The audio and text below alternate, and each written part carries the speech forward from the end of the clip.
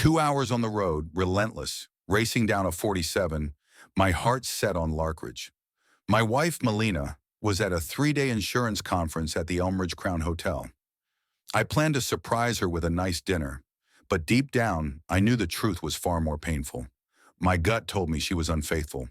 I had a feeling for months. Guilt twisted inside me, suspicion gnawed at my mind, and anger surged, making it hard to steer the truck straight. For 3 months, each work event left her with a nagging sense of unease. She returned home late, distant, her phone in hand, a smirk playing on her lips that felt foreign to me. Once radiant and full of life, she now stood dimmed, her once vibrant spirit extinguished. Her figure still captivated, curves that spun my head in a dizzying rush, and long brown hair that shimmered like bronze in the sun. Yet a hidden part of her felt trapped, secrets burning just beneath the surface of her gaze. 14 years of marriage with Melina. Our world revolved around two bright stars, Ellie, 12, and Max, 10. We married straight out of high school, young and reckless, consumed by love's fire. Yet time transforms everything. Love can decay from within when one believes they deserve more than what's right in front of them. I was resolute in silencing my doubts once and for all. I had to confront room 214, where she was holed up for that so-called conference, to discover if our marriage could be saved or if it was already lost at sea. In my darkest thoughts, I believed that if I found her with another, clarity would finally come. No more uncertainty, no more restless nights filled with dread. I stepped into the Elmridge Crown as the sun dipped below the horizon, just after 5 p.m. The massive revolving doors, the shining lobby, the sleek floors, everything exuded luxury and invulnerability, a grand facade that overcharges for parking and underdelivers on truth. A security guard loomed in my mind, ready to halt my every step. There's a strange irony in these lavish hotels. Walk in with unwavering confidence, and no one will question you. I stepped up to the front desk. A young clerk in a sharp uniform offered his assistance, eyes bright with eagerness. I stepped forward, ID in hand, my heart racing. "I'm Marcus Reed," I said, urgency in my voice. "I need to see my wife, Melina. She's in room 214 for the conference." Calmly, I revealed that she had left a key for me. The clerk's gaze swept over me. Fingers danced across the keyboard, and then a smile broke through. "Here you are, Mr. Reed," he murmured, sliding the key card across the counter with a weighty pause. "Make the most of your time here." I stepped toward the elevator. My heart pounded fiercely. Lights above burned fiercely, and my palms dripped with sweat. I was prepared for anything that awaited me, even a deception. I ascended to the second floor, treaded the faded red carpet, halted at 214, and inserted the key into the lock. The door flashed green. I opened it, heart racing, breath held. Melina hunched over the small desk, her fingers trembling as they sifted through the chaotic stack of paperwork. I smiled, my tone light. "Wanted to surprise you. I brought my suit for dinner." In that fleeting moment, guilt flickered in her eyes. A smile broke through, illuminating her face. "Your presence caught me off guard." She rose, flicked away unseen dust from her blouse, and moved toward me, arms wide open. I braced for her to stand in my way, but she stepped aside. Her lips met mine, a spark igniting in that fleeting moment. My stomach knotted tightly. It was the same mouth I had imagined silencing for betrayal. Yet her eyes sparkled with relief upon my arrival. "Stay the night," she urged, her eyes sparkling. "Your presence eases the tension after these suffocating seminars. I could use it. Just a moment to breathe." Her lips met mine again, fingers brushing my shoulders, igniting a fire within. Then she pulled away. "I need a moment to wash away the day. Let's sort out dinner plans, all right?" Her tone floated lightly, yet beneath it, my earlier doubts surged fiercely. Perhaps I was just paranoid, or she truly was a master of deception. She slipped into the bathroom, humming, radiating confidence. The water began to flow, the shower head hissing softly. I kicked off my shoes and scanned the room. The room was tidy, but beneath the surface, secrets lingered. I let it go. Perhaps she was right all along. Still, hours of doubt and suspicion had made me restless, desperate for the truth. but everything seemed ordinary. I tried to release it, but then my eye caught the dresser. It was only aspirin I sought, but deep down, we understand the truth behind that deception. The truth, desperate for proof. As I unzipped her toiletry bag, a rush of familiarity hit me. Makeup, hairpins, a small comb. The weight of memories lingered in the air. Then, a pack of 6 rubbers. My heart froze solid.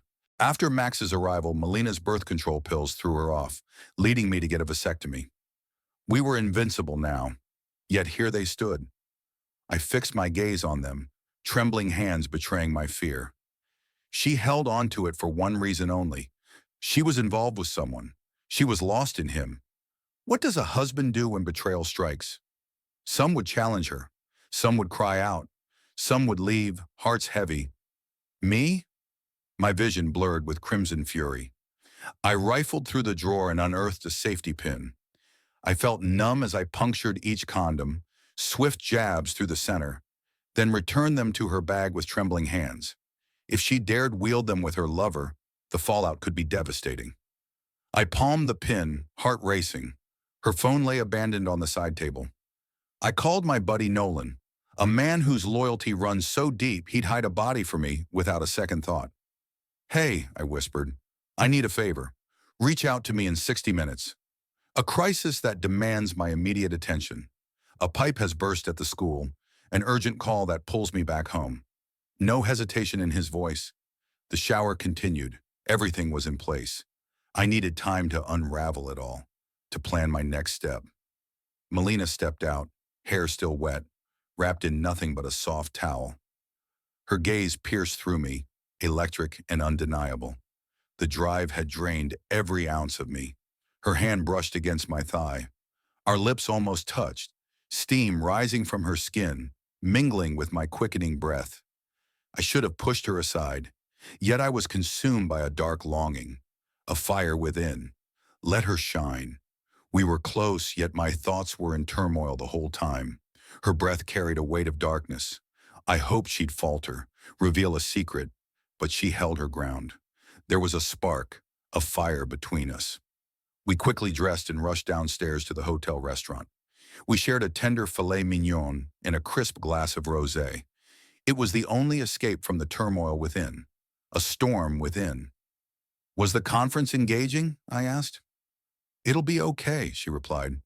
"They seem tedious, yet they hold undeniable importance." She avoided throwing accusations, claiming I didn't care about her career. Ironically, I realized just how deeply I was drawn in. We talked about the kids, the looming mortgage payment, and the little things that filled our days. The weight on my shoulders lingered, unyielding. Then came the perfect moment. I turned my back on the table. "There it is. A pipe burst in the school basement," I said, my voice conveying deep distress. "I'm on my way back now." A few minutes, just long enough to seem real, then I hung up. I turned to see Melina, a mix of a smile and irritation on her face. I spun the tale, the school's plumbing crisis, and how I stood alone to face it. I masked my true feelings with a facade of disappointment. "Is it really happening tonight?" she asked. "I have no desire to walk away," I lied, an ounce of sorrow in my expression. "If I don't fix this, classes will end tomorrow," I added. She pushed her plate aside. "A true handyman of the day, hero plumber," she said. Her silence spoke volumes, revealing all I needed to understand. She'd likely rejoice at my departure, dial her lover, and reach for those condoms. She smiled with a radiance that suggested assurance, as if they shared a lifetime of memories. Then someone approached me. "You're Marcus. I'm Theo Langston, your wife's colleague," he said, showing off a watch that screamed luxury. His smile held a secret, as if the universe had granted him a debt to repay. There was a familiarity that pierced through the air. This was the man who possessed my wife's hidden truths. I shook his hand tightly. "Nice to meet you." We walked down the hall, each step heavy with purpose. My nostrils flared, a rush of raw emotion surging within me.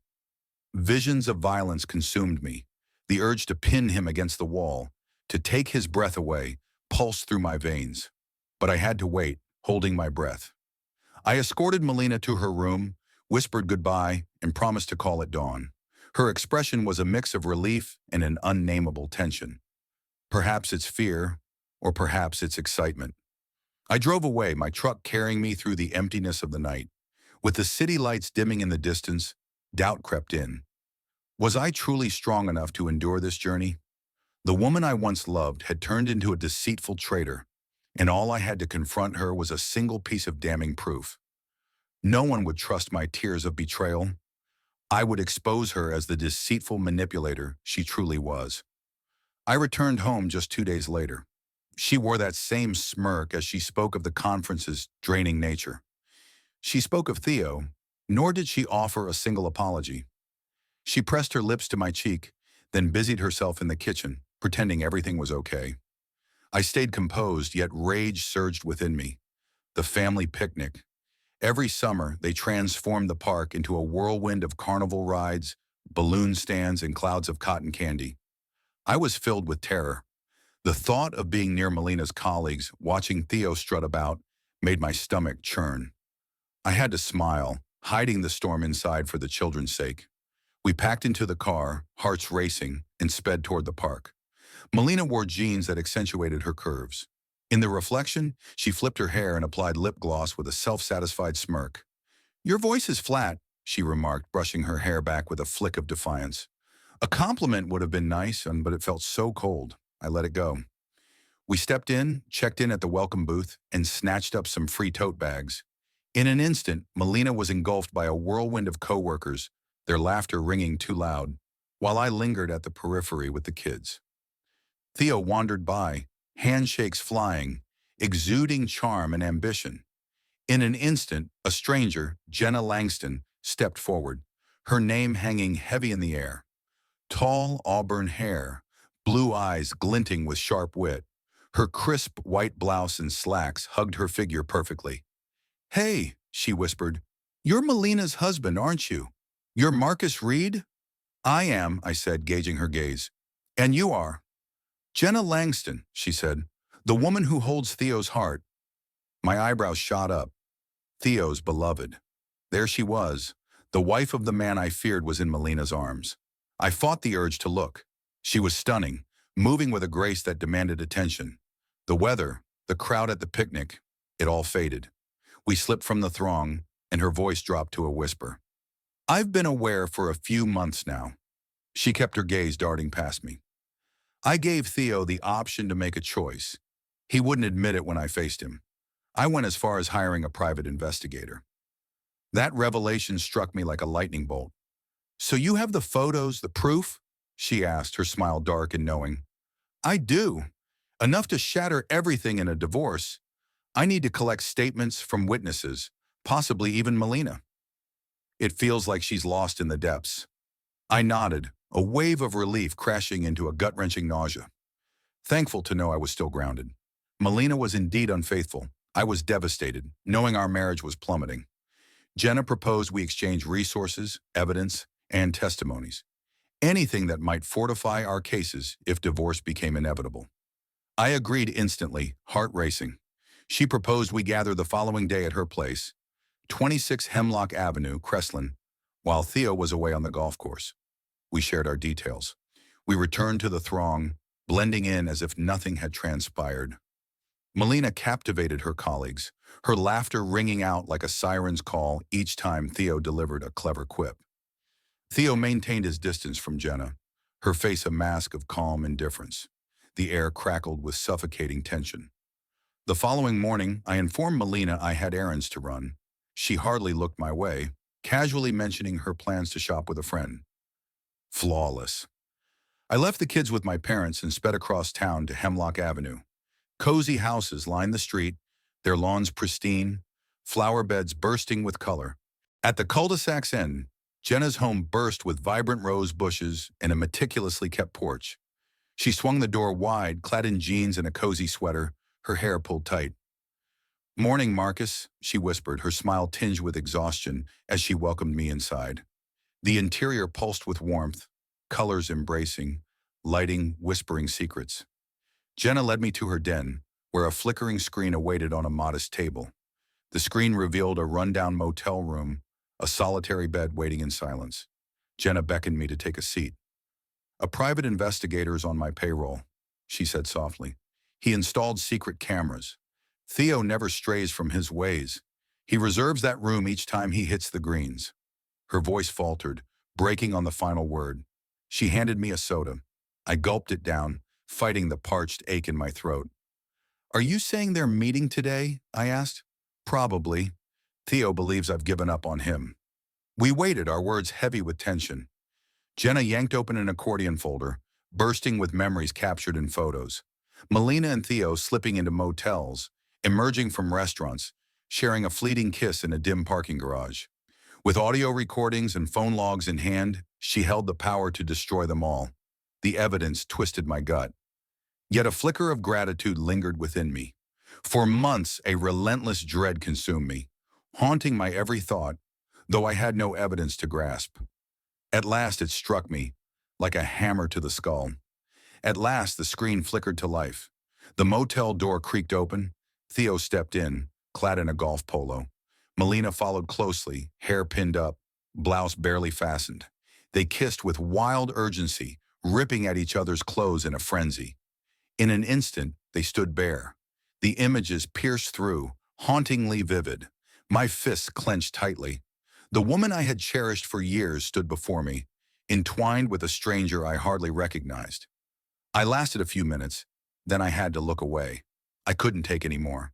"The PI will create a DVD," Jenna said, her voice trembling with restraint. In the next hour, we crafted our plan, each moment heavy with urgency. She would reveal her proof. I would too. We would haunt Melina and Theo with nothing but remorse. If they dared to confront us, we were ready with firepower. As the conversation faded, Jenna invited me to see her koi ponds in the backyard, a surprising passion she cherished. Thankful for the escape, I stepped out with her. The backyard boasted stone paths, cascading waterfalls, and 3 shimmering ponds. Vibrant koi danced beneath the surface, each hue a whisper of beauty in the depths. Standing there discussing fish while my marriage fell apart felt surreal, yet strangely serene. Jenna gestured to the pumps and filtration systems, and I revealed my plumbing background. For the first time that day, we finally let ourselves breathe. In the end, she led me outside. "I'm sorry this is happening," she whispered, her hand resting on the doorframe. "But we have each other, don't we?" I nodded. "We'll take care of it." In the weeks that followed, I dissected Melina's routine with relentless precision. I listened for the water, then peeked into her toiletry bag. Every time I discovered new rubbers, I held the safety pin close, piercing through them, envisioning her reaction if she ever discovered my secret. She moved through life unbothered, her arrogance swelling with each day, as if the world around her was a mere illusion. She charged me with failing to see her worth, of being too narrow in my thinking. I began to question whether she savored the excitement of leading 2 lives. By day, a devoted family woman. By night, Theo's secret lover, stealing moments in the shadows. That Friday night, after the kids were asleep, I trapped her in the living room. "Melina, we have to discuss your job." She stared at the reality show, the TV blaring, unbothered by the noise. "We've been over this. What's your issue?" "Leave Sterling Insurance behind. The environment suffocates me, and Theo Langston drives me to despair. He's poison for your soul." Her eyes shot towards me, a mocking snort escaping her lips. "Your fixation consumes you. Theo is nothing more than a co-worker. I won't leave my job for your insecurities." "It's not doubts," I said. "Your behavior around him speaks volumes." I shut off the TV with a swift, decisive motion. "You need to mature. Stop projecting jealousy onto me." Her voice dripped with disdain. "This conversation ends here. Your demands exhaust me." She stormed upstairs while I simmered in my fury. I began a rhythm of sharing our lives. The kids dubbed her the fish lady, their excitement palpable each time they glimpsed Jenna's koi. The truth burned behind my teeth. In stolen moments, the kids and I found solace at Jenna's, wrapped in tranquility or lost in films. The first step toward freedom had begun. Theo resisted, but the truth crashed down like a tidal wave. Jenna possessed photos, recorded calls, and that motel room footage. Furious, Theo unleashed a storm of legal threats, accusing her of invading his privacy. Melina, meanwhile, seemed unaware or convinced she was invincible. She never questioned my late nights or the truth behind them. She may have silenced her questions, or perhaps indifference had taken hold. Then one night, she unleashed a shocking revelation. We sat at the kitchen table, a glass of wine in her hand, swirling it with a heavy heart. "I'm overwhelmed, Marcus," she whispered. "I need a break. I'm heading to my sister Veronica's for a few days, maybe a week. I thought a break might lift your spirits. You've been so down lately." My jaw clenched. Her voice dripped with condescension, as if bestowing a favor upon me. "You already told her you'd go?" "Tomorrow morning," she said calmly. "Veronica has room. I need to find clarity." Her gaze pierced through me, challenging any words I might say. No, I didn't fight it. I clenched my jaw, masking my tension with a forced, carefree smile. My thoughts raced, each one a possible reason for her unexpected visit. A feeling whispered that this wasn't about rest and relaxation. I began to dig deeper. Melina hid the receipts from the family planning center deep in her purse. One glance ignited my deepest fears. She could be considering ending the pregnancy. The punctures I made in her protection? Could it be that she was carrying a child? Was Theo the father? I had to know for sure. In a single day, I raced to the clinic. She probably set up the procedure there. Everywhere I went, doors closed, and silence met my pleas for answers.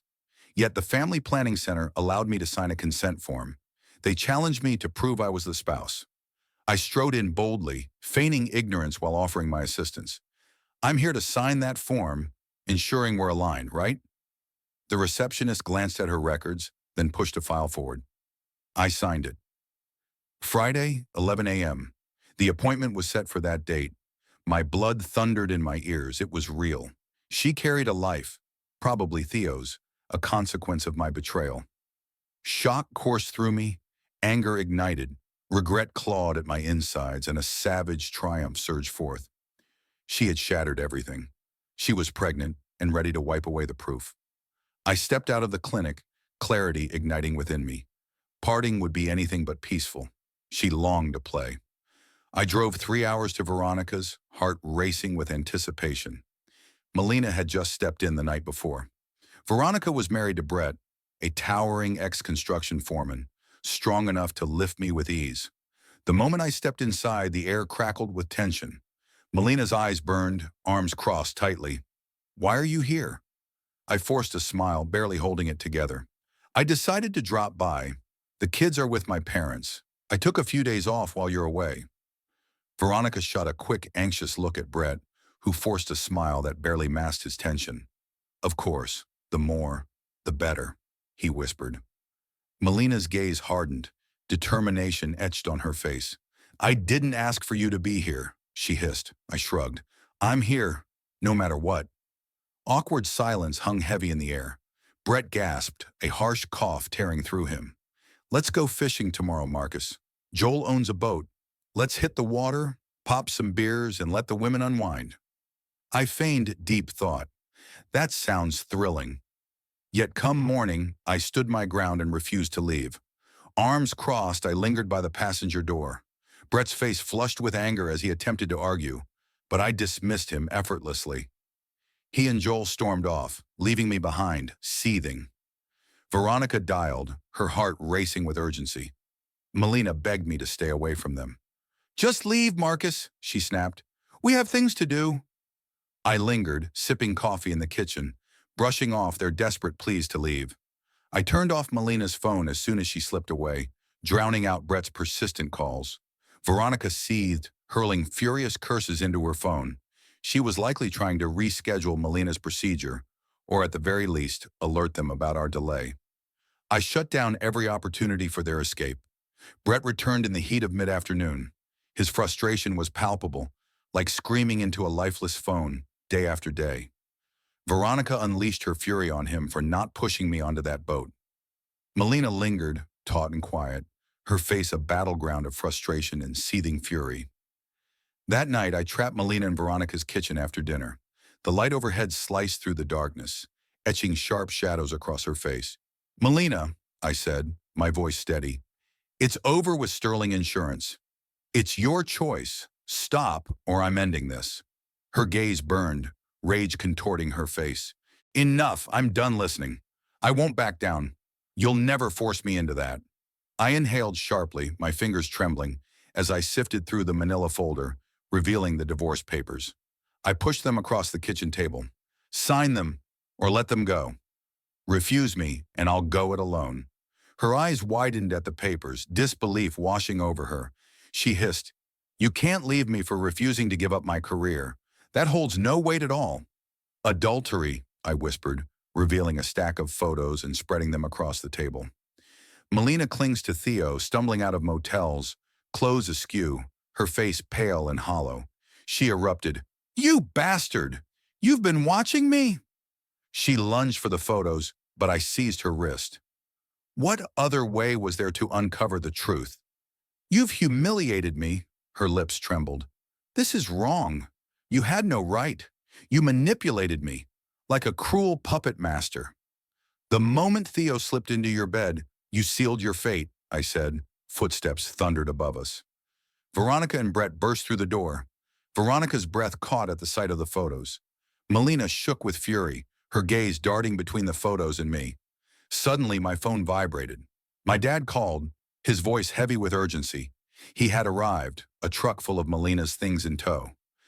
"All that remains is the house," he said. The call was over. Melina's eyes burned, tears shimmering fiercely. "What have you done?" I leaned in, my voice sharp as frost. "I locked you out, claimed what was mine. Just send me a list if you need anything more." Her expression was one of disbelief. Veronica fought for her sister, but I silenced her. "I've got your half of the money in an envelope. It's all yours. The car is yours now. I signed over the title. You'll see the kids weekly, and perhaps have them overnight once a month. First, you'll sign a notarized statement about your affair," I said. Melina gasped. "What do you mean?" "It's over. I've unleashed the last strike. You're pregnant. Friday at 11 a.m. Family Planning Center. Does that sound familiar?" Her scream shattered the silence of the kitchen. "You crossed a line." I drew the safety pin from my pocket and set it on the table. "For 2 months, Melina, I've been puncturing your condoms. In just 2 weeks, you faced almost 50 of them. Now you carry Theo's child, or you did. So you're getting rid of that issue on Friday, correct?" She crumbled, tears carving paths down her face.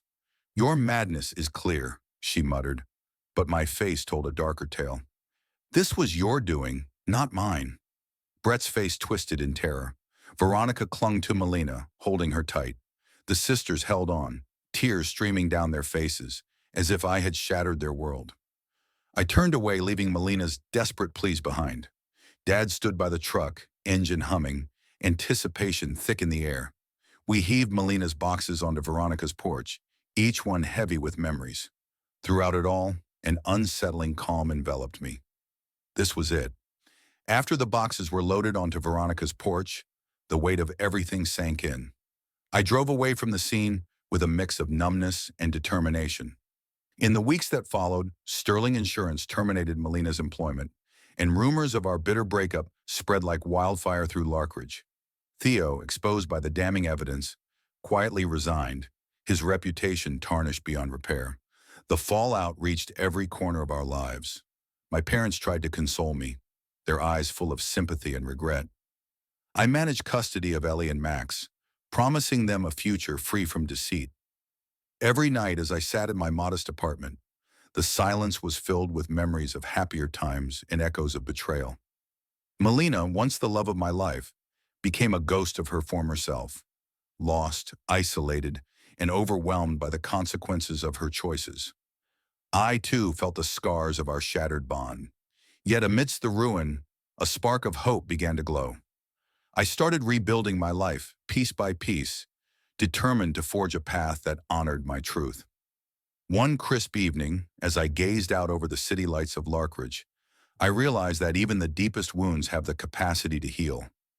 The bitter taste of betrayal would eventually give way to forgiveness, not for her sake, but for my own. And as the first hints of a new dawn emerged, I vowed to move forward, carrying the lessons of the past like a shield, ready to embrace a future defined by resilience and hope.